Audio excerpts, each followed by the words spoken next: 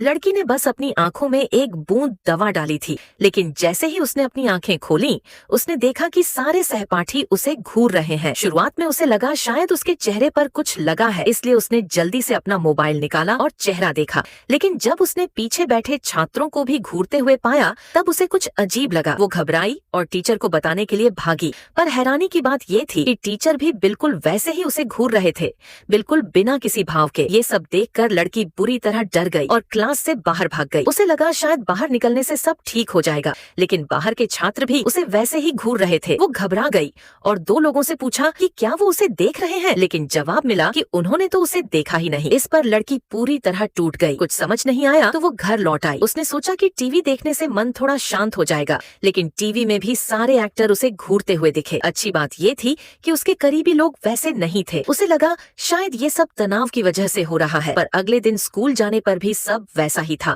वो सोच ही रही थी कि अस्पताल जाए या नहीं।